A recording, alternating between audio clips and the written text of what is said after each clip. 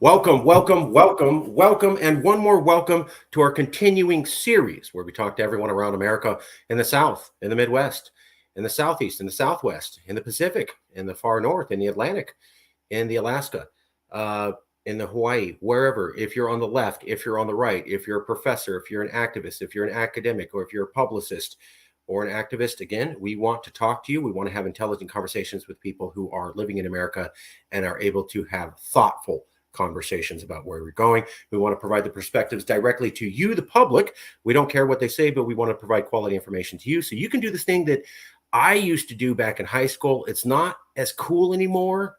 I think it's cool. It's called Think for Yourself. But I don't know. Maybe we'll have a renaissance.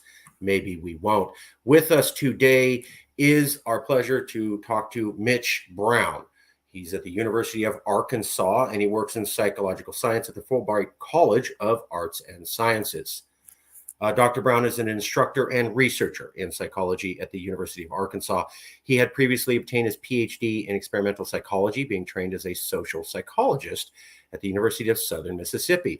Prior to this position, he completed a postdoctoral fellowship in personality psychology at Farley Dickinson University. His research takes an evolutionary psychological approach to addressing interpersonal and group processes. My research uses complementary social and evolutionary perspectives in understanding how fundamental social motives shape social perceptions and interpersonal preferences. This work primarily considers, one, the trade-offs people invoke to avoid disease and belonging to groups, and two, the prioritization of physical features and behaviors in shaping preferences for short-term and long-term mates, and three, how men's formidability informs stereotypes of personality and social functions. From an increasingly applied standpoint, my research considers how evolutionary motives impede fair treatment of individuals under the U.S. Constitution. That sounds perfect for what we're getting into today. Professor, did I say anything wrong? Do we need to go over something? Was there something incorrect on your bio? No, everything was perfect. Last time I checked, that sounds pretty much what I've been doing, and you didn't accidentally pronounce my name as that guy over there, so this works. That guy who...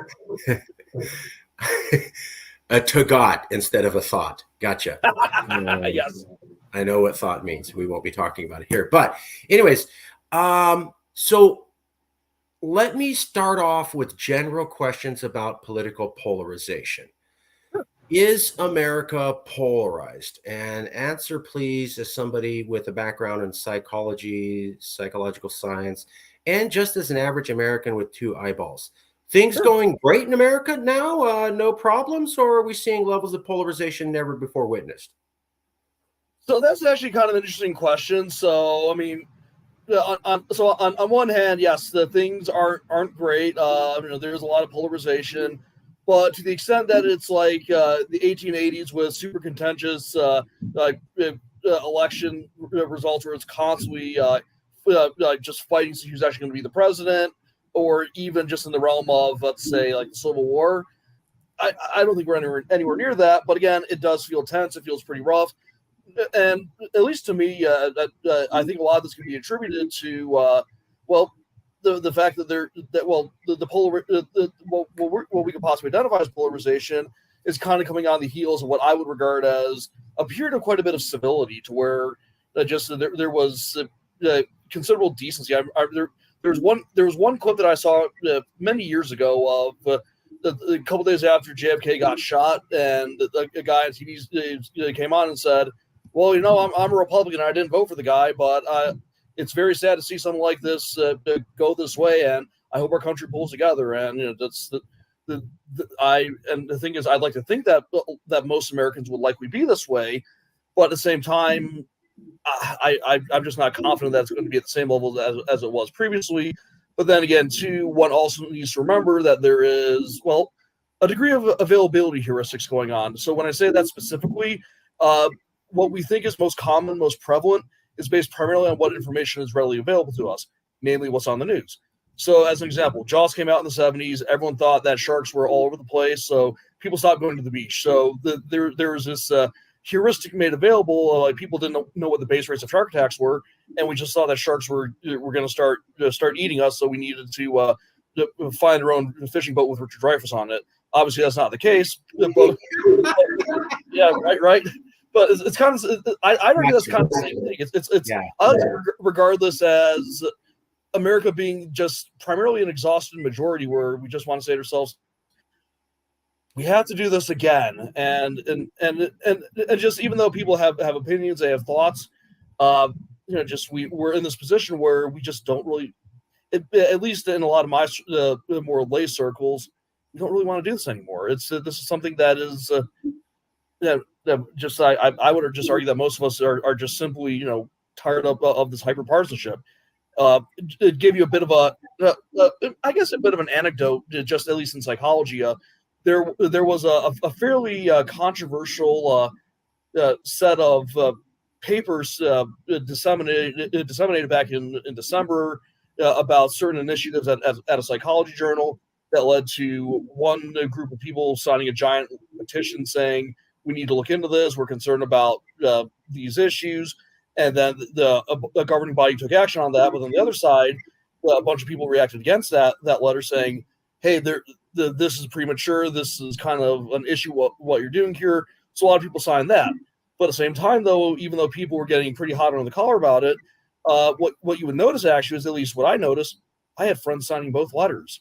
And when push came to shove, well, first off, I reminded everyone, you have a friend who signed one of the letters, so let's be nice to each other. And just kind of as things progressed a bit more, we ended up in a situation where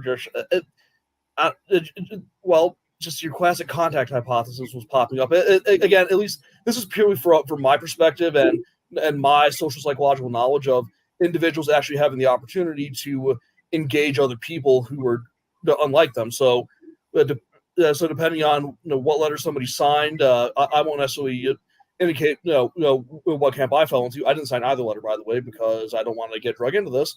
But at the same time, though, I found myself a few months ago having the pleasure of having very nice open dialogues with people with whom I don't agree, where we basically all said, here are my concerns, and both sides were able to say, yeah, that's crazy. I don't think that at all. And we basically just were reaching the summit of, well, almost like this mischaracterization of what the other side thought based on the most extreme of actors, where the wonderful cesspool known as Twitter and what that makes people think about others. Yeah. So I mean, so personally, again, this is an empirical question. I don't think this is necessarily an issue of polarization so much as it is a perception of polarization that makes people incredibly reticent and ultimately, in a way, subordinate to the most extreme voices who don't represent everyone. We're getting some internet issues. Was this a university collective? Was this a association of psychologists across 30 different states? Was this largely located in a city or a state? Where did this conversation take place? Oh, okay, yeah. So this nice conversation. This was at SPSP, so Society of Personality and Social Psychology. It's a social society that has a conference every year. This year was in Atlanta, so we were all pretty much congregating in Atlanta, and there was such a fear in the air among people of like, if I were to talk about these issues in such an open way, will I get canceled? And in a lot of respects, actually, this was a fear that really percolated around a lot of camps, actually, and we ended up in a situation where we had to have like what we called it a speakeasy, like 1920s. You gotta knock a door and say swordfish to get in. That kind of set up. But it was essentially one where we all were able to have this conversation of what do we mean when we say these issues? What do we mean when we say, well, just as an example, diversity. So diversity has become basically the hottest of hot potatoes in psychology right now, and there's a lot of concern as to what that word means and just basically how one side could hijack it for potentially nefarious purposes, or the other could potentially do it. But yeah, we had this massive conversation in Atlanta among people that was very behind closed doors. It wasn't associated with SPSP at all, and we just had we talk about this kind of stuff while also just sharing research that kind of addressed this polarization in other ways. Some of my research included, but we were able to address the fact that some people are fairly polarized, and there seems to be shaping of our discourse both based around the fact that things it can get polarized, and some people really, really want it to be polarized.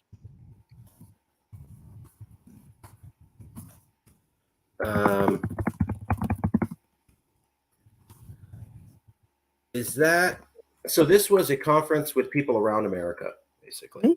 Well, not just America, all over the world. Okay, people around the world came to Atlanta, and you were able to have cordial conversations. However, there was palpable fear about not doing that because they were afraid of being outed. And when you did have the conversations, they were in closed doors, so not everybody could see them going on or where they were going on, and they were never officially endorsed by the organization who held the conference. Do I have that correct? Yes, that's exactly correct. So I got to say, though, a bunch of professional psychologists coming to a conference when political polarization is the worst we've seen it in a while, and they're scared to talk about it in public. What chance does the public have? You're telling me it's alarming, truly. I mean, so I do want to say that I was heartened by this data. So a couple of weeks ago, my colleagues and I finished data collection on some studies showing actually that even academics don't want to censor, they don't want to hold things back, but the fact that it does happen this way based on the whims of certain groups of activists, I mean, but they're the most salient ones. They're the giant mechanical sharks. So we're all afraid of it, and I'm not calling any of us cowards. We have families to feed. We don't want to lose our jobs. A lot of us are terrified of what could happen. So in this kind of situation here, people are even though they don't want censorship to happen, they think that there are a lot of excesses going on right now. We're still just that frightened of people who are trying to use us, use their ideology as a way to shape the discourse and try to ruin people's lives. And just that fear is, frankly, the public is going down hard. There's empirical evidence to show that the moment that a scientific society takes a side in a political discussion, that's the moment when they lose credibility to the lay public. That's the part where the stakeholders say, "Hey, wait a minute, what's going on with this?" Now, even if these purposes could be noble and well intentioned in today's world, well, in the past, think about it like this, and normally I hate invoking Nazi Germany just because I mean it's such an abused allegory. Yeah. Well, just the notion here is like state approved science in Nazi Germany, where they said all those awful things about Jewish people, and that was all state approved.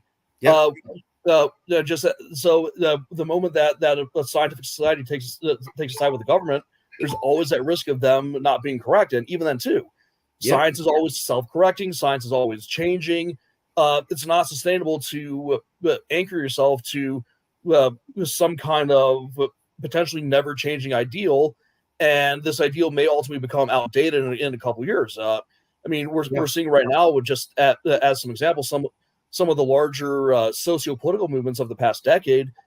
Many of those organizations are kind of being outed as full of nefarious actors, con artists. There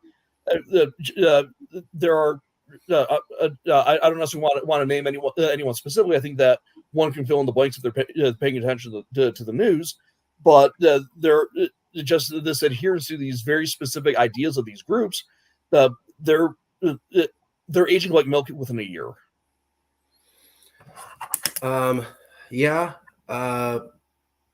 So when I was doing this interview series, we've talked to a lot of professors, and many of them were willing to talk, and that was awesome. There were a couple who said, "I'm afraid to discuss this. Even though I've published a paper on it, I'm now afraid to go in public and talk about what I already studied and already published, because I published that 5 or 10 years ago, and now it's political. So I don't even want to discuss the research paper I did on the topic because now I'm too scared that it may affect my other job." I've seen that about 3 or 4 times. And I'm not an academic. I don't work in academia. But I know that the purpose of the universities was to help society. The first universities made in America were designed to look into farming tech so that they could provide that knowledge to the American farmers to grow more crops and be generally productive. Every aspect of the universities comes and school or or a topic that they study is to provide information to the public to help us. That's why they want peer-reviewed journals and new things being published every year so that we're growing as a society. To then hear that society's go-to place for answers is now the place of scared professionals who don't want to be seen talking about it. My God, how do we solve this problem as a society? Yeah. So I think the big thing to remember too is just once again, most people don't like this. Most people in academia, they really I mean, they are afraid, but it's also important to remind them that most people in academia don't really want this to happen. And there's, at least based around some of my data, and again, this is an empirical question, there's almost this false consensus of an outgroup almost that everyone is kind of against you. And just my experience thus far in academia has just been very few people actually are that out for blood. Some of them maybe, but I have not met any of those kinds of people in person yet. And for the most part, we just, most of us want to be able to get do our work and get our job done. I mean, now granted, I'm a bit buffered. I'm fortunate that way. I'm in a fantastic department. University of Arkansas really promotes my intellectual freedom. They let me do what I want. I'm in a department full of incredibly nice people. We don't always agree on some very critical issues. We have a degree of ideological heterogeneity in our department at times, but at the same time, though, we all like each other. And I don't suspect that there's going to be some kind of censorship campaign within my department, and I suspect that we're not going to get that more broadly either. I mean, obviously there are nefarious actors in this whole domain, but but thus far I just don't see any. I just don't see. Even though we're all afraid, rightfully so, I just don't see there being a downside, given the fact that the vast majority of people, think that this is getting excessive, and the fact that most of us value empirical truth over whatever kind of ideological whatever. But not enough to have a Congress endorse it, and not enough to actually have the conferences in public for everyone to see it. I hear what you're saying, but the actions of that conference kind of go against it. No offense. I agree with you. Yeah. So 46. Yeah. Oh yeah. So this kind of gets into the realm of, at least what I would think is just certain people who are near the top of these groups here, who are trying to push ideas that are very specific to their to whatever their worldview could potentially be, right, even if it's at the expense of how everyone else feels. Yeah. I it's just, I'm old enough to remember. I'm 46, and I'm old enough to remember when professors used to say, "I don't care if you're offended, New York Times. I have tenure. My job is to promote ideas. I could care less if it pisses off half the country because that's me doing my job." And when they went after the professor, the university said, "What do you think universities do? We explore ideas and put things out there." I don't really see that much these days. And in fact, I'm struggling to remember the last time I've seen any professor just come forward with that attitude. Normally it's a walk back of the statement, or "I'm sorry if I offended someone." I barely ever see professors do what I saw them do for decades, which was, "I have tenure. My job is to explore ideas, deal with it."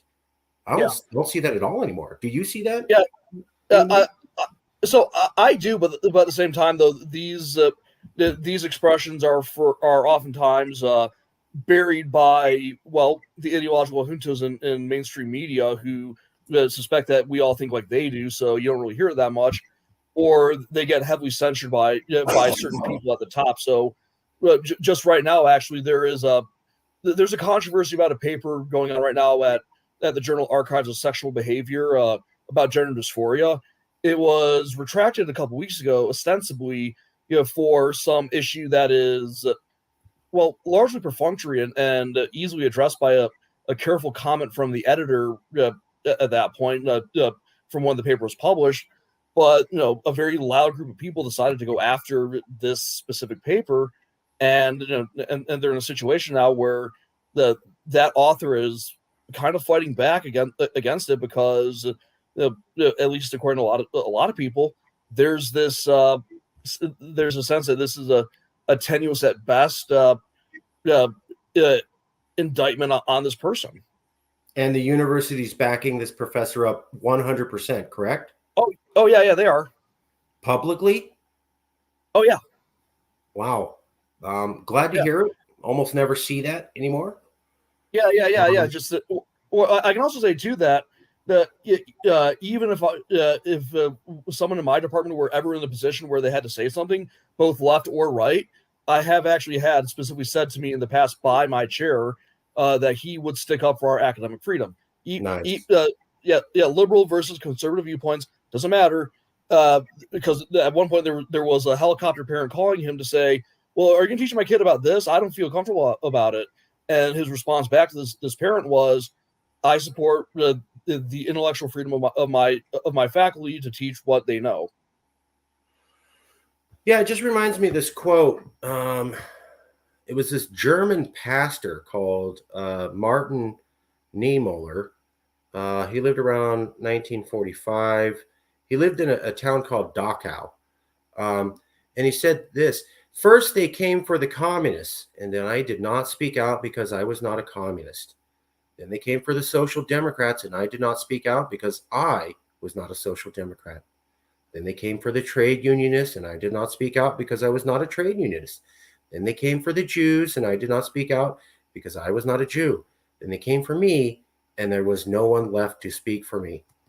He died in the concentration camps because people were afraid to speak out. Now, obviously, we're not as bad as Nazi Germany, but I visited a Holocaust memorial recently at the Reagan Library, and there was a lot of talk about how people wouldn't talk about it while things were gradually getting worse because they were scared that they may lose their job or their position and not be as highly regarded in German society. And so they just, they didn't bring it up. And whoops, we had World War II and the Holocaust. Oops. So I'm not convinced this doesn't go to a horrible place. Let me ask you about quality interactions and can we fix polarization? America's super polarized now. Can we fix it? How do we fix it? Yeah. No, the thing is, we absolutely can fix these things. I mean, we've done these things in the past. So when I say that I do research on group processes, me personally, I'm more interested in the coalitional aspects of group processes. So my knowledge isn't necessarily the most updated on this front. But what I can tell you is just like more robust things that have been happening.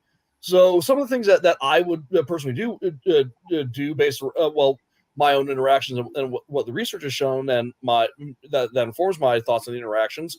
The big things I would say are, try to find some kind of superordinate goal with people. Recognize that in the end, we may have different identities, we may have the different motives for doing things, but in the end, there are still a certain set of goals. So if we want to go by the classic Muzaffar Sharif study, The Robber's Cave, where he made two groups of teenage boys mortal enemies with each other in an artificial setting, and then he gave them a goal that to solve that affected both of them. So fixing a leak in their water supply. So just finding that commonality, that superordinate goal, oftentimes a very helpful thing. In the case of polarization on a political domain on a campus, honestly, highlighting the fact that we all value certain things, and my data speak to it. The notion of we all value the truth. So even though we're all deathly afraid right now, highlighting the fact that we all, at least most of us, truly believe that we need to focus on the truth because most of us value the truth over anything else as an academic. Focusing on that.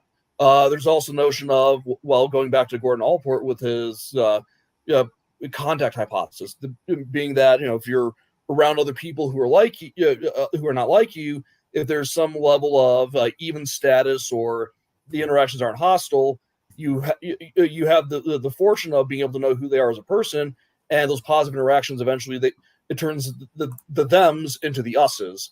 So there's we're seeing great strides with it. So even in countries that are ostensibly dealing with a lot of challenges from one government versus another, a great paper got published on a longer study a couple years ago, discussing what happens when Israeli and Palestinian kids play soccer together, and the fact that the little Jewish kids want to be friends with the Arab kids and vice versa, and just there's this idea that that they're able to become friends again, even though there's a stark difference. And just on a more personal note here, I mean, I had the opportunity to engage with some people on Twitter this week about certain policies that have a political tinge to them, and one of the things that we all tried to do after the steam set a little bit, there was this notion of us all saying to each other, just that in the end, I like you. I consider you a friend, or I hope this can be a positive experience. I recognize that you're a good faith person. You're a good faith actor. One thing that's really helped me with reducing this polarization is saying this person likely has a good reason why they're doing these things. Very rarely have I ever met. I've never met a nefarious actor. So just remembering that these people aren't literally Hitler, so that kind of helps me quite a bit. Despite what one side of the aisle may say, we're not literally Hitler. So it's just learning how to deal with that kind of a fact. So when a liberal says everybody who went to January 6th was there to overthrow the government, all of them, that's not an example of what you're talking about, correct? Yes. Well, that's outgroup homogeneity right there. So a liberal saying that versus a conservative saying that all liberals want to yes. And they're all for pushing transgenderism on us and transgender story time hours for our kids. All of them like it. All of them want to push it on us. Those aren't good things. That's not moving towards a superordinate goal. I think when you say superordinate goal, it would be something like the terrorist attack in 9/11. It seemed to bring everybody together. Okay. But the issue I have with that was that lasted about a year and a half till we blew it up being Americans. And then we went right back to being polarized. So what chance does a future superordinate goal have of actually lasting, given that the last one we had lasted about a year and a half? Well, at that point, then I can pivot a bit away from psychology into a bit of philosophy here. So I can turn to the realm of Hannah Arendt, who great German philosopher. She would argue that if one's going to make some kind of moral goal, it needs to be sustainable. I can make a bit of a parallel with the 60s when Israel found and arrested Adolf Eichmann, where Arendt, even though she was a Jewish woman who regrettably dated Martin Heidegger, said there's no courage in executing him. They should have let him live and be in prison. And she was concerned about the possible bloodlust that could have marred reconciliation between groups. I mean, as we parallel back to 9/11, the issue is we had a very specific thing happen with 9/11 that wasn't sustainable. So the question now becomes, what is that point of sustainability to where we can maintain that superordinate goal with mutual respect, learning from the lessons of not having these strong emotional responses, not ending up in two wars at the same time, one of which being ended with the Taliban stealing away women's rights again. What is that goal? I don't know. But theoretically, there should be some superordinate goal that's possible. But that's one. But to find that goal, that just, at least to me, this requires judicious weighing of the costs and benefits. That way, we can find something that can be sustained long term. Yep.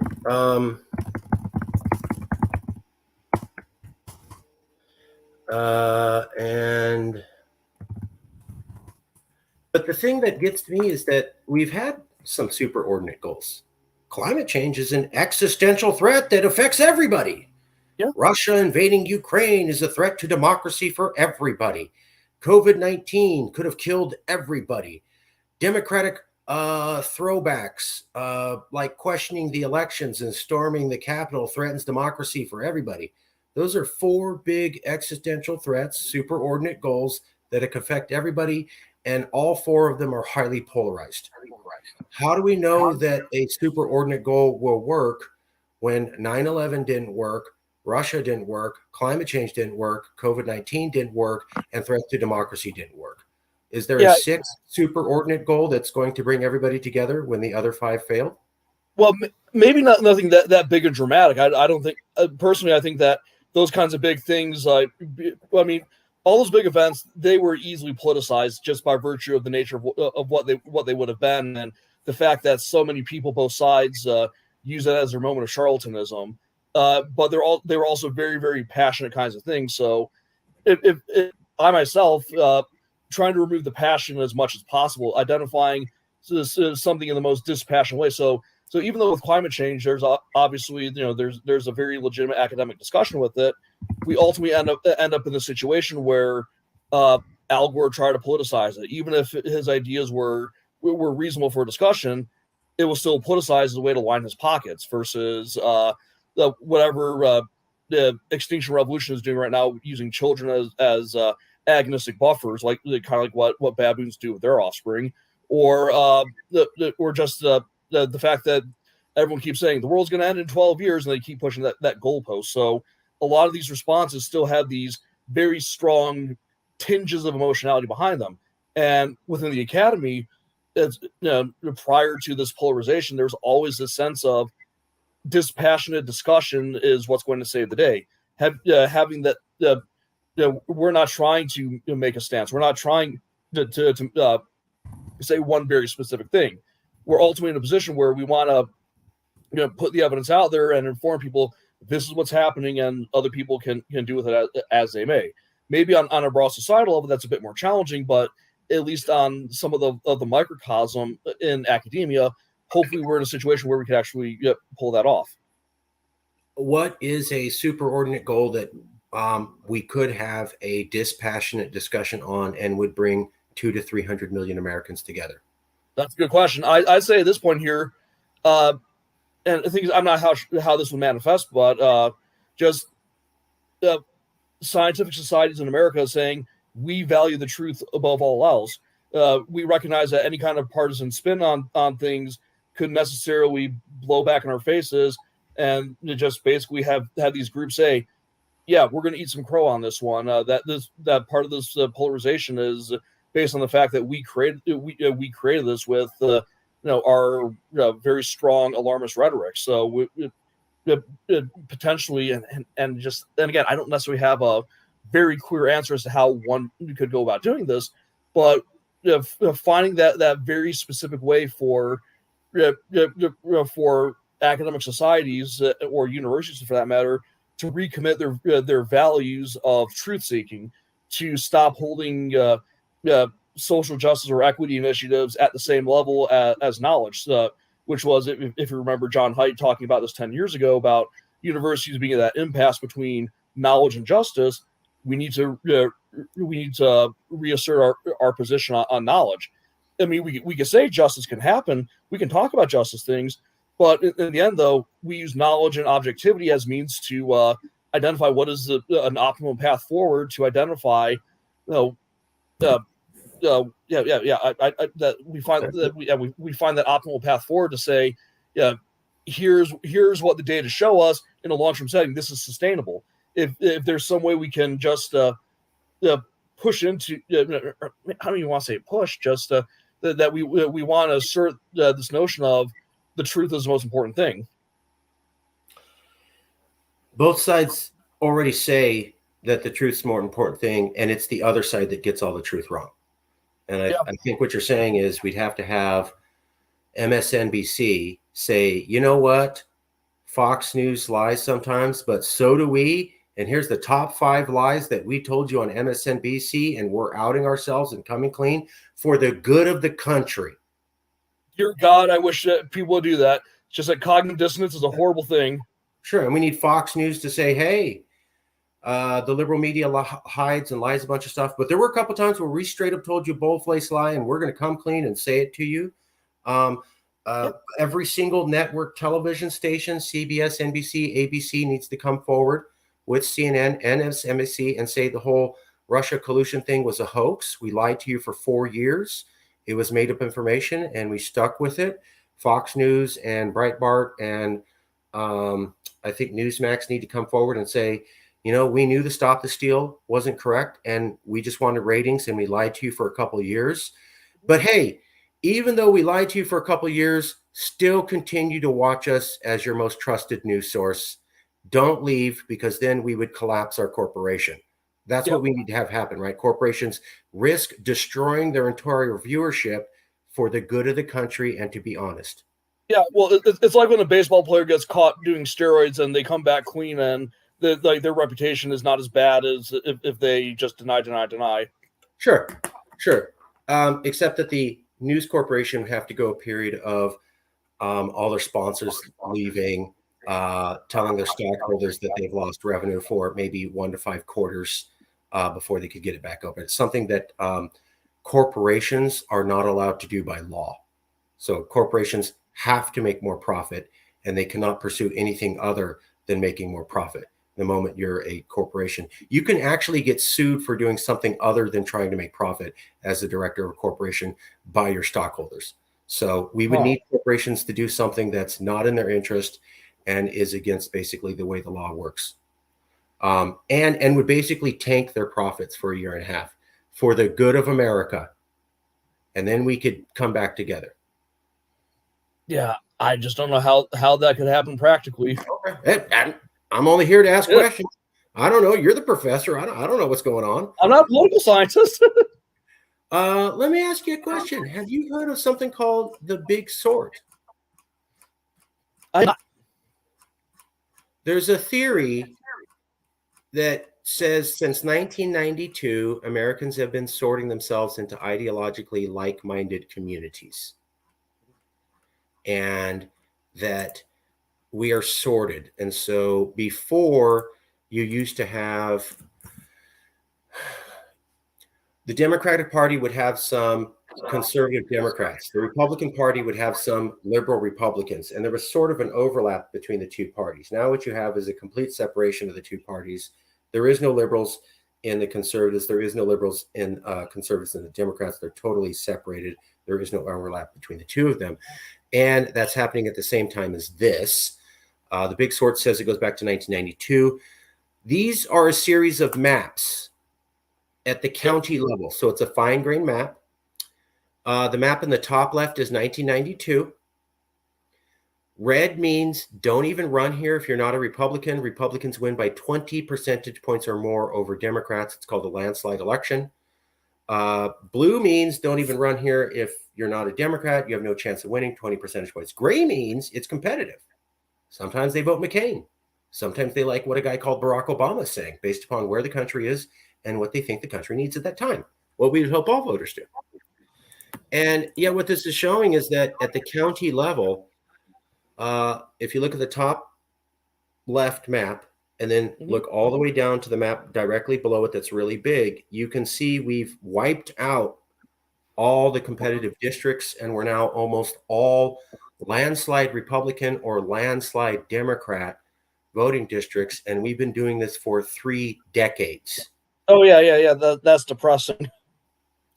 Does it seem true? We've had professors look at this map and do this. I reject your map. Is that a reasonable thing to say, or does this seem true?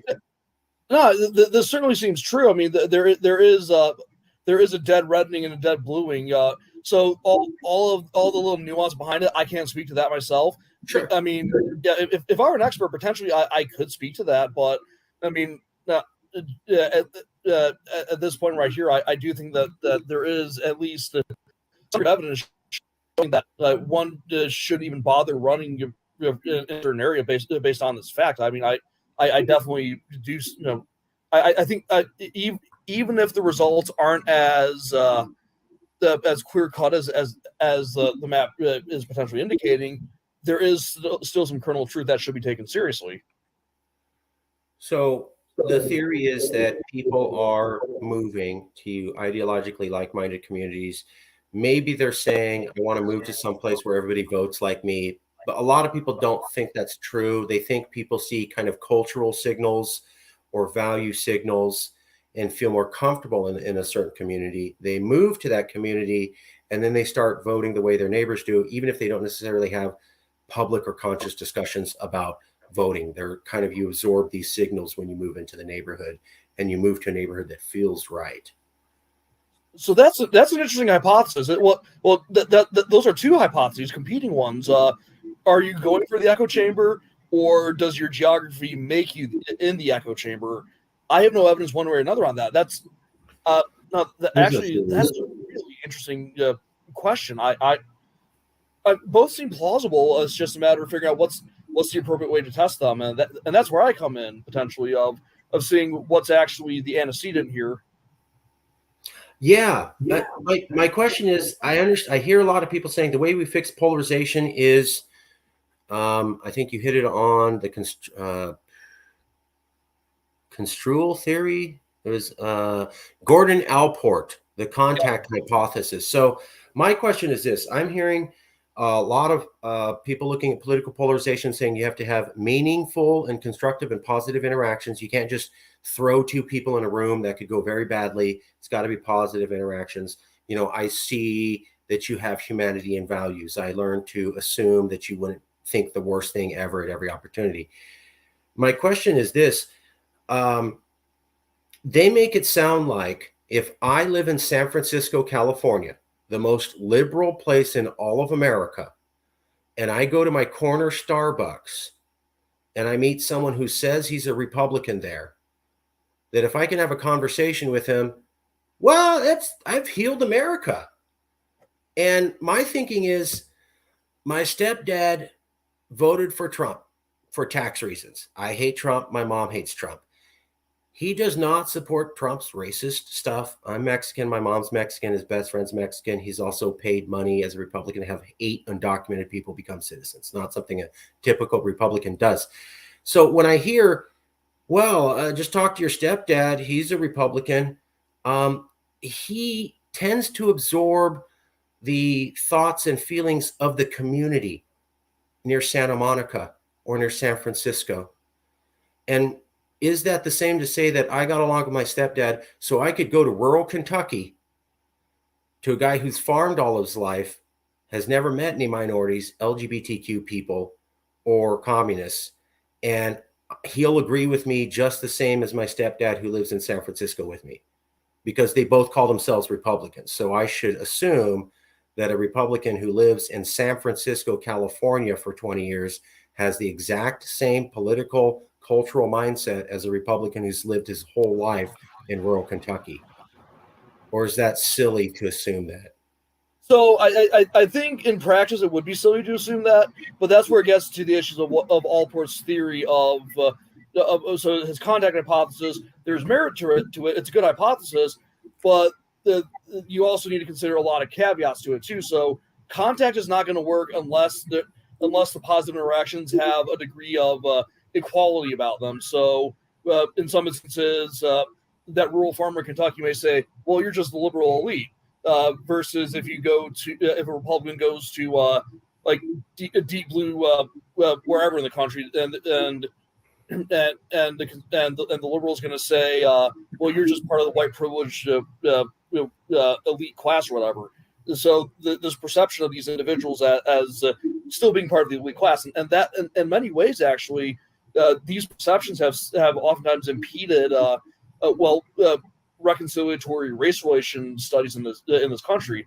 The biggest torpedo in original contact hypothesis is the fact that some groups aren't considered equal. They don't perceive themselves as equal. So in these instances, maybe on a local level, just talking to someone who's different from you, you may have these shared values of saying, well, sure, you're fiscally conservative, but you're socially liberal, or vice versa.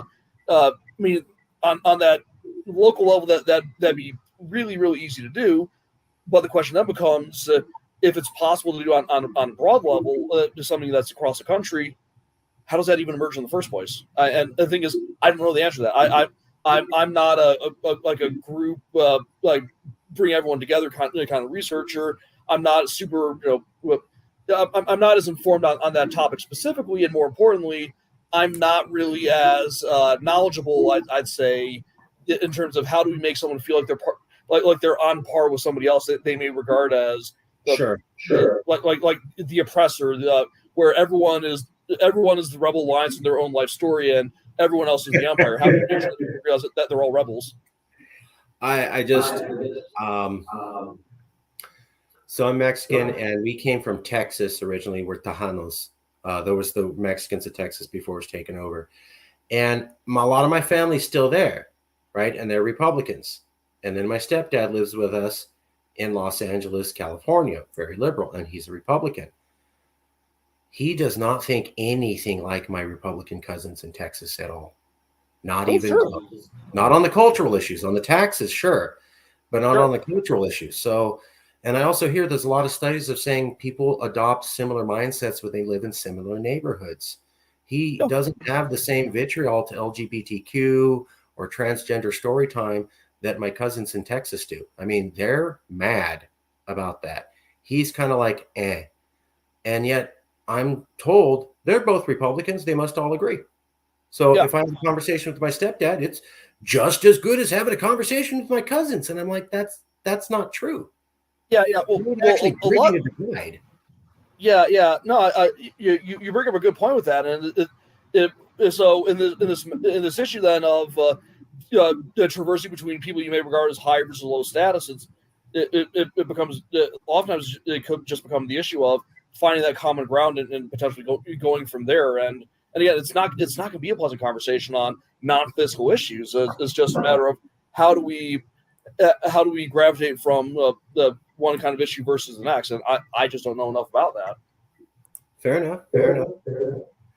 I 100% hear you in every way on this. Oh, some people have said that political polarization is all because of the elites and not the public. And if the elites signal to the public and that makes the public do something and react poorly. Give me 1 second. I wanted to find this real quick. And then there's other people who say, well, the public's polarized too. So I see a lot of academics saying, well, we can't assume it's the public. It's just the elites. And then the public react based upon the elites. But I found that interesting because there's some statistics that I feel that don't add up with that. So here's one. Let me see. Okay, yeah, here's one. So the University of Virginia, Cervato Cristobal Center for Politics, a great place, did the survey in September 30th, 2021. And yes, that was during COVID, and people are upset. I get it. 74% of Biden voters and 78% of Trump voters feel all voters from the other party are, quote, a clear and present danger to the USA. I shortened the word to danger, but the phrase used in the poll was clear and present danger, the same phrase we use for thinking about a Russian nuclear strike or an ISIS terrorist attack. Secondly, here's this one. This came out in Time Magazine, survey of 5,000 people. 2012, only a third of Americans said, I don't want to date anyone outside of my party. By 2020, it was the majority of Americans. When we're looking at the majority of Americans say, I don't want to date anyone outside my party. I don't want anyone I know dating outside of my party. And that it was never at that level for the last 100 years. And when I faced that one time. Yeah, there was that one time, but over 100 years ago. And then now we have people saying 4/5 of all voters saying, I view the other side the same way I think about ISIS. Can we say that the people aren't polarized and it's just the elites, or is that ridiculous? And of course, the people are polarized. I think both can be true. It's just a matter of this is incredibly reciprocal. I'm not sure what aspect of this model is going to come first in any domain, but to me, this just seems like a giant feedback loop of populism informing high up people who then gaslight lower level people who then inform people up top, and I think it makes a vicious cycle. I'm not sure what the actual cause of it is, but I say that it's this mutually likely association between the variables. I like that. A dog whistle feedback loop. Let's say we get rid of Trump. Poof! He's gone. This is a magic phone. With this phone, I control the universe. You've heard about Thanos and his 5 rings. Okay. I have all 5 rings loaded up into this phone. I went to the phone store today. They put all 5 universe power gemstones in this phone. And all I got to do with this phone is just go, and something automatically happens. The universe changes how it happens. So you ready? Yeah. Okay, ready for it. Poof! Donald Trump gone. Poof! Ron DeSantis gone. Poof! Josh Hawley gone. Poof! Marjorie Taylor Greene gone. Everybody forgets about Trump ideology who's a Republican and goes back to normal. I got rid of the elites. Can't they snap back to normal now? No. Well, so that's an interesting thing.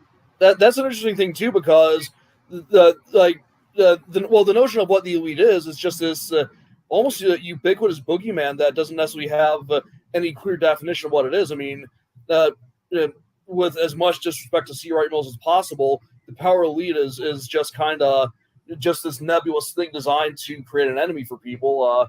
I got rid of the top elite figures. They're gone. Won't people just snap back into place like they were before the elites came here? Well, but at the same time, though, it depends on who's part of the elites, because some people would argue that Trump's not an elite. Some people would argue that DeSantis is a total outsider.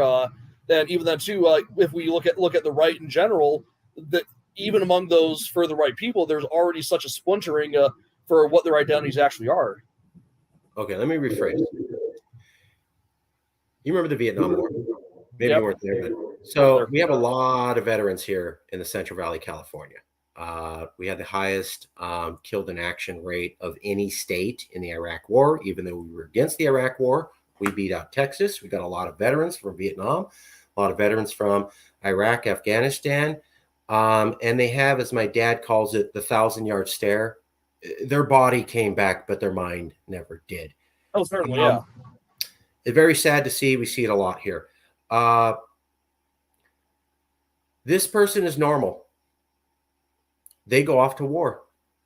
They experience trauma for so long and so hardcore that they come back. They never snap back into place, and they're this new person for the rest of their life. How do we know that the American people haven't gone through a similar level of trauma with our polarization? And what reason should we have to assume that, a little counseling, they can snap back, versus maybe this was a traumatizing experience they never grow out of? No, so I appreciate the way you did that, actually. So I mean, if it was a traumatizing experience, which I think it is, I think the past 8 years has been America went nuts. I think that there's no better way to describe it than that. I view this as just one long Vietnam flashback at this point. I mean, is this all trauma based? I can't say that so much because I'm not a clinician, but I do think it's what you're arguing is a very reasonable supposition. I think that is something that is worthy of investigation. I mean, so I don't have an answer whether people could snap back. Maybe they can. I just don't know the extent to which, if this is a trauma, what it would what it would be like. So theoretically, one can respond from trauma, but one needs to argue what kind of trauma is this? Well, what are this? Is this something that's super genetically modulated? So sometimes individuals with, just as an example, who grow up in war zones, their serotonin neurons that they're stressed to a certain point, like a rubber band, and they just snap, and they can't actually. Maybe they can bounce back because the brain is pretty plastic, but maybe they have such extensive damage. The time it takes for it to get back would just be a long time. Kind of like someone who experiences a severe stroke. You can bounce back from a stroke. It's just that damage can be so extensive that it could just take a while for you to get back on your feet. I just don't know whether that actually is the same thing happening here. Right. And the damage of a stroke can also be so extensive that you never recover fully. And the trauma from war can be so extensive that you never recover fully, even if supplied by medication, a professional who knows how to give you the proper diagnosis, and regular psychological sessions. You never actually get fixed.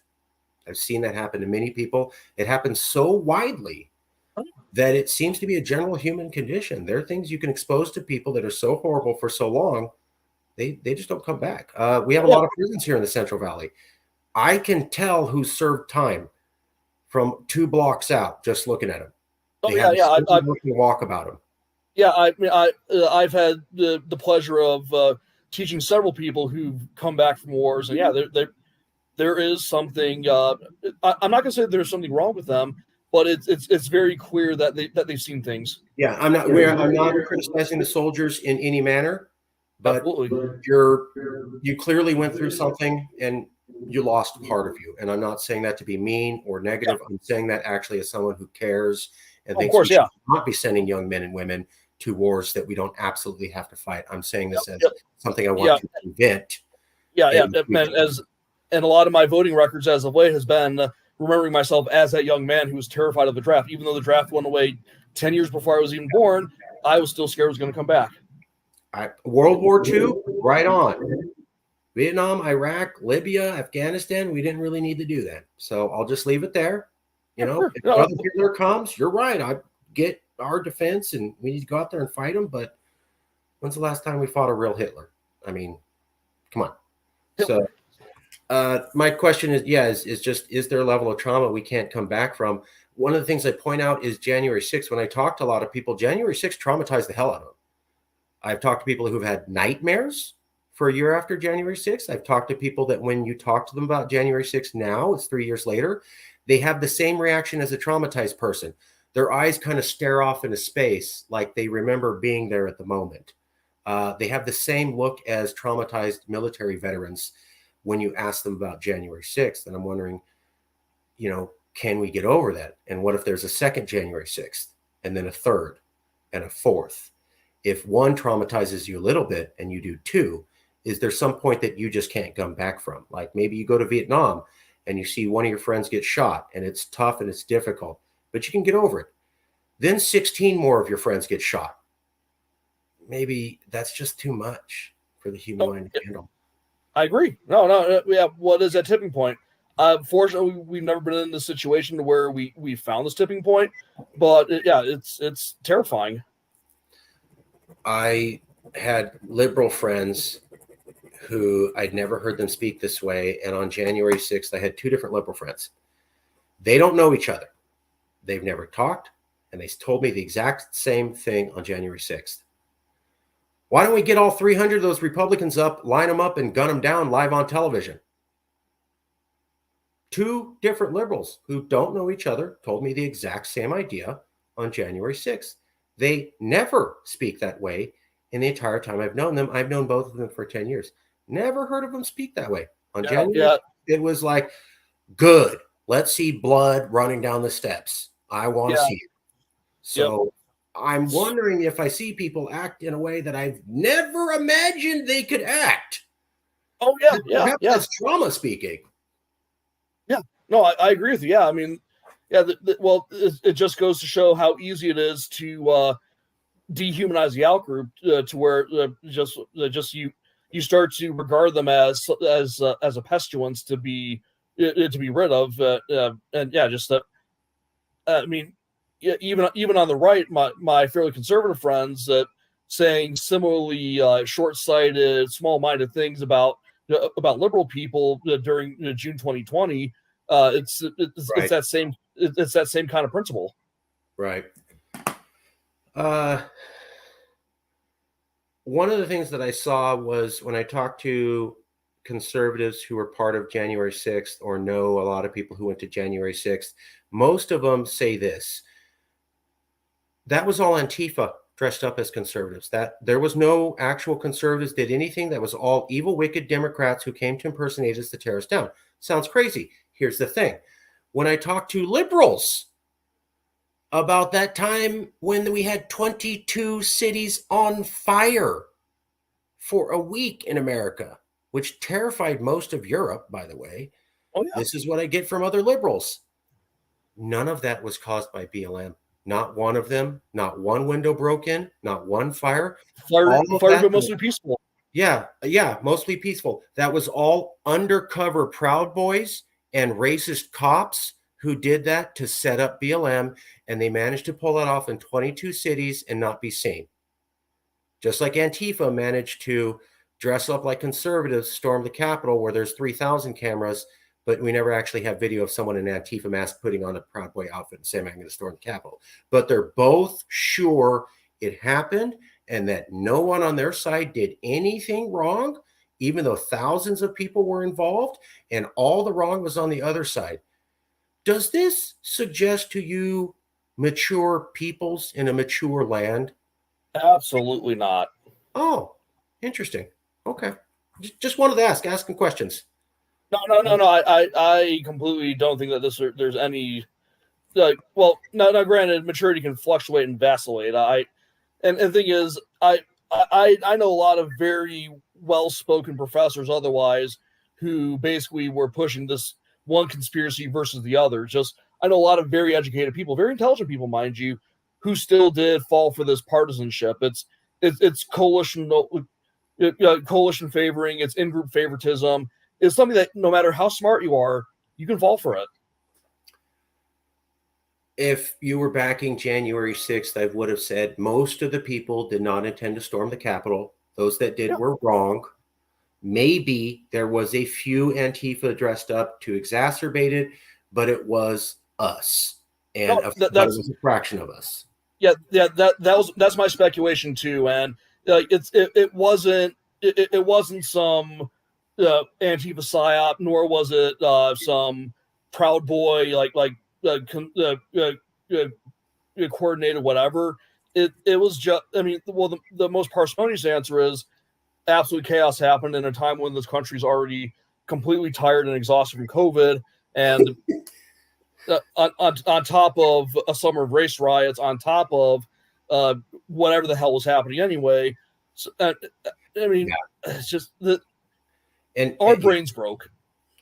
And for the record, okay, liberals, don't call me. George Floyd was murdered. It was wrong. I'm glad the police officer went there. Of course, you should have protested. I'm simply talking about we live in a time where two groups of people at the multi-million people scale can have this mass hysteria where they believe, oh no, 22 cities on fire. Not one angry youth who's impressionable and 15 to 17-year-old could have kicked in a window. Not one. That's ridiculous. A reasonable statement would have been overwhelmingly everybody was peaceful. Obviously, some people were not. Some members of BLM acted out, and we are working with law enforcement to identify those people and get them because 90% of BLM doesn't feel that way. Nothing like that was said, just like on the Republican side. Nothing like, hey, guys, we really screwed up here. You know, it was a coup. We shouldn't have done that. I mean, they walked it back. So I just see a bunch of children running this country and believing in fairy tales. And I'm wondering, can we even have the reasonable conversations you're talking about when we're living in a country filled with literally millions of children who hold mass delusions? I mean, I think it's possible, but the work in front of us is going to be massive. So let's say tomorrow we get rid of these extreme politicians. We cut down on social media, making us angry. We tell news corporations, don't cover that exacerbated tension so much. And we cut down on gerrymandering. And poof, it all just happened today. How long till we're back to normal? I just fixed all the problems. How long till everybody gets back to normal? Oh, that's a good question. I don't have an answer for that one. 10 years? 20? A week? I don't even have an answer for that one. I'm just thinking about this from like a genetic standpoint, or those from individual differences based on, frankly, how fucked up people's genes got throughout this all, and what kinds of personality traits can make them more or less resilient. Is this mostly a Republican problem or mostly a Democrat problem, or is it both of them equally that have become polarized? I'd say it's both, honestly. Well, both in their own separate ways. I mean, the classic horseshoes theory, I think, is a bit too dicto-simpliciter, but I do think that there are specific things that Republicans do that are specific to them, and there are specific things that Democrats do that are specific to them, based on what are their moral sensibilities, what they find to be right. And it just, in science, we have a term called equifinality. So things manifest in a similar way, just with multiple mechanisms that could differ. So, just that example from evolutionary biology, men and women both don't want to be affected by infidelity. Both men and women are very sad when someone cheats on them, but only men have to worry about cuckoldry because they're not the ones. So it's the same thing here. We're gonna move on. We're gonna move on.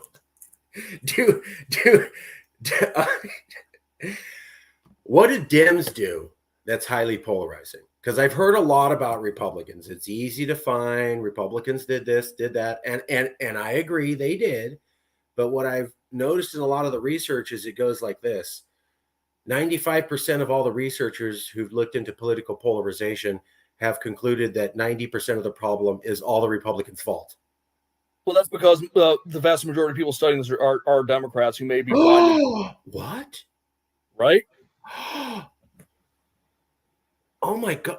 You're saying there's mass bias in an academic field in modern America? I said the quiet part out loud. Yes. What? Wow. Okay, hold on. I need to call the news. News story. Most universities lean to the left. Oh, Google's telling me they already knew that. Okay, sorry, my bad. What do the Dems do? What do the Dems do? Let's be fair. What is it that you are just, and I know you're not an expert on it, but just roughly broad brush strokes. You don't have to be specific or cite an academic study. I'm not asking you as an expert. I'm asking you as an American with two eyeballs. Generally, what is it the Dems do? Well, Democrats, it's a lot of it's a lot of censorship. It's a lot of relational kinds of aggression.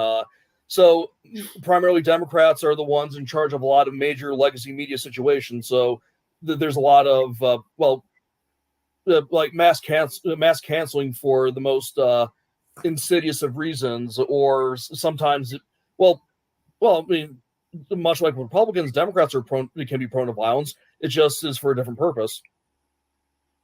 What do you mean? Oh, just so for Republicans, a lot of their morality is based around being a lot of their morality can be based around being part of a group, trying to adhere to traditions, whereas the Democrats, a lot of that's based around a sense of compassion or a sense of caring. So those become a fundamental part of their morality. So if there are violations of that, they can likely become aggressive in the service of restoring what they consider to be important to their morality. So when Maxine Waters, a famous California Democrat, goes on television during the Trump years and says, if you see any Trump supporter or anyone wearing a MAGA hat, run up to them in the restaurant or wherever and accost them and get right in their face. That's a sign of healing division or causing division? Oh, causing division. Oh, okay. When Chris Cuomo is on CNN and he says, hey, liberals, it's cool to punch people in the face if they disagree with you and they're alt-right. That's a sign of encouraging violence or not encouraging violence? Well, encouraging. Oh, okay. Hey, I'm just asking questions. I'm not the expert. No, and that's what I mean by equifinality. Even if they're doing the same actions, where they're basically all being crappy to each other, there's just a different epistemic basis for that subsequent crappy behavior. I mean, Joseph Biden said, I want to punch Trump in the face, but Trump's the violent one. And Kamala Harris committed a felony described in the Constitution when she made a joke about shooting Donald Trump in the head while running for vice president. And yet she's president and we hear it's all Republicans. So I'm just curious because I see these things and I go, joking about shooting someone in the head is kind of violent. I don't see how that. No, it's I don't understand why they thought that was okay. It's won't even bring it up these days. Most liberals don't even know about it. I have to show them the show on Ellen DeGeneres where she made the joke and Ellen laughed with her. Because, I mean, when you're talking about executing somebody in the back of the head with a gun, that's funny, right? Yeah. Well, I mean, Ellen's a garbage person anyway, so that makes sense. Okay. You were talking about, I think the term is voter fatigue. We don't want to do this anymore. We're tired of the polarization. And the term I've seen is voter fatigue. Maybe that's not exactly the right term, but basically, like, I'm getting worn out of all the debate and all the arguing, and I kind of just don't want to participate. And if I have to not pay attention to politics and not vote and go live in a cave, then I'm going to do that to keep my sanity. Yeah, you basically just you described my parents right there. Where, yeah. My parents are your standard, devoted Republicans. They vote a certain way. They, fiscal conservative, social moderate, and my mom, a saint of a woman who has no bad bones in her body, she tries as hard as possible not to watch the news because she doesn't want to get angry. My mom too. But my stepdad loves watching news and getting angry. So she calls conservative news the Angry Man Show. I mean, it is. I mean, Tucker Carlson is a wonderful angry man. She tells my stepdad, she goes, "Oh, so you're gonna go watch Angry Man TV?" That's her kind of slam on him, but he doesn't respond anymore. He just goes, "Yes," and then he goes and watches. He's like, "I'm not gonna fall and argue." So yeah, what do you call it? Whatever you want. But on the same time, she'll watch CNN and Lester Holt and doesn't consider that biased. And I remember when Lester Holt won the Top Journalist in America award, and in his acceptance speech, he said, telling both sides of the story is garbage and should not be part of journalism anymore, while winning the journalism award. That happened 2 years ago. I had to explain that to my mom because she didn't know he said that while she was talking about how he's totally fair. I just threw up in my mouth hearing that. Yep, totally happened. Nobody criticized them, by the way. Just like they didn't criticize Kamala Harris talking about executing the president on the Ellen DeGeneres show. So I guess that's cool. I mean, just so some people can get away with whatever, I guess. I mean, I don't know. Chris Cuomo says punch people in the face. He keeps his job for 2 more years. He's only removed for helping out his corrupt brother. I would think telling people to hit someone physically for a political interaction would be the kind of thing we don't want anyone saying or suggesting. Yeah, just don't. I mean, I personally, me, I'm from the don't hit people party. I'm just saying, like, yell at them, be angry, argue with them. Sure, physical violence, it's going to go no place good. It's going to go no place good, no matter what you think you're doing. Yeah, it goes back to my point of unsustainability. Right. Okay, we're winding down. I'm running out of questions. Was there anything you wanted to ask us? Was there something you wanted to cover? Something you felt you didn't get a say, or you wanted to cover more in depth? No. Honestly, this was great. I was able to say my piece in a way that, I mean, just that I appreciated your ability to recognize my intellectual humility while also just creating an environment where it's like neither of us have all the answers and we just could talk about it. I appreciate that so much. I have opinions. I'm holding them till I do more research, but my main goal was to understand first before I developed an opinion. Sure, and that's what you should do. I mean,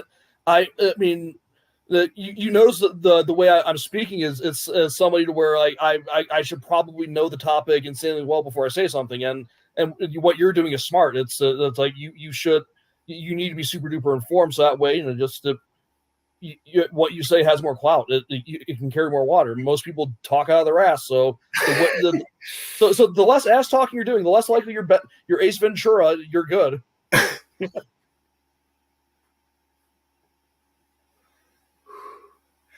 is a serious show where we talk about serious topics. There's no ass talking here. But Let me just ask you a question, right? No, we're gonna stop because I'm a huge dork and I'm a huge Jim Carrey fan. So Ace Ventura 1, only to be exceeded by Ace Ventura 2. I'll simply tell you, watch the scene where he helps the rhinoceros have birth. Yes. I'll leave it there. We're not messing with the YouTube algorithms at all. All I said was Ace Ventura loves animals and he wanted to help some animals in the wild in a tough time. That's all I said. Okay. As long as As long as they're not bats, we're good. Yeah, as long as they're not right. He hates bat. Yeah. Oh God. And then one time he talked to the porpoise in the first one where it's like, Nope. and the porpoise like seemed to understand or something like that. God. Okay. Yeah, we're not going to do that. Last. The question we always ask anybody. I hope you found this was a fair interview, not gotcha journalism. You got to say your piece. There was nothing gotcha about this at all. No, you're. Okay. I felt well respected. I felt like my thoughts were taken seriously. You respected the fact that I didn't have all the answers. This was good. I really like your honesty. A lot of times with these questions, professors realize that the answer is horrible, and so they just won't answer it. And you would answer it. And a lot of times we have to go off with, I guess you being silent means your answer is no or yes or demurred, because a lot of them will just go.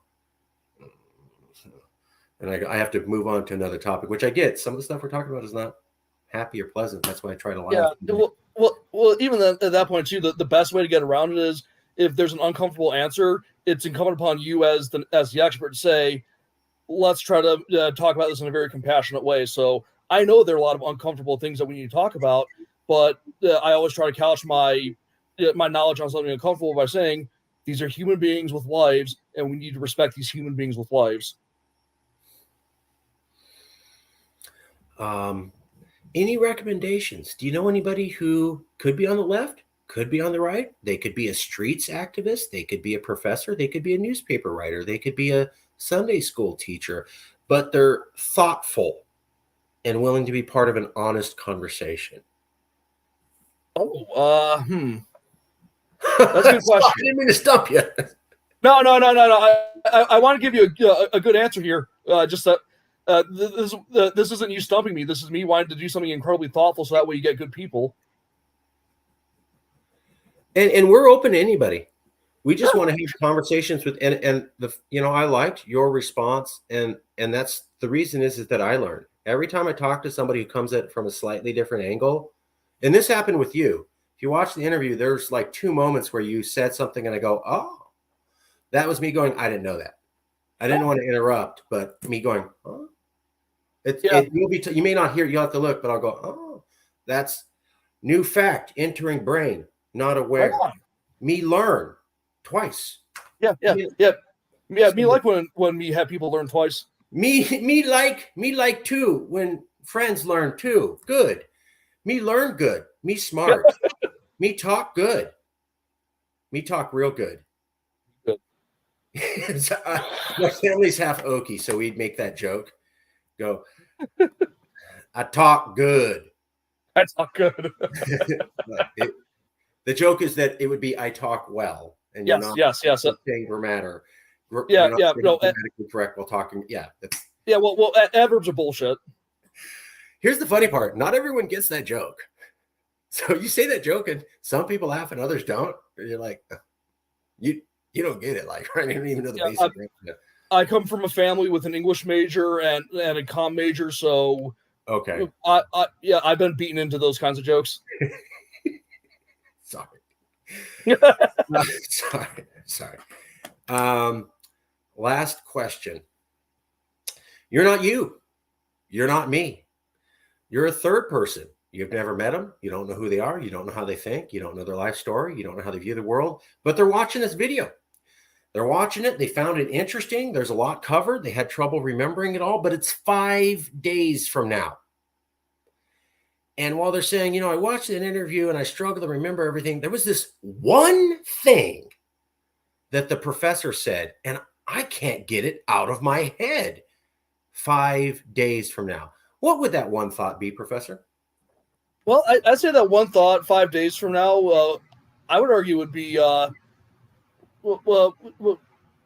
it's less of like a pearl of wisdom as much as a tenet I just mentioned previously. The notion being that we should certainly talk about controversial topics. I mean, it's in a way there's almost like an imperative morally to discuss these things in as dispassionate way as possible.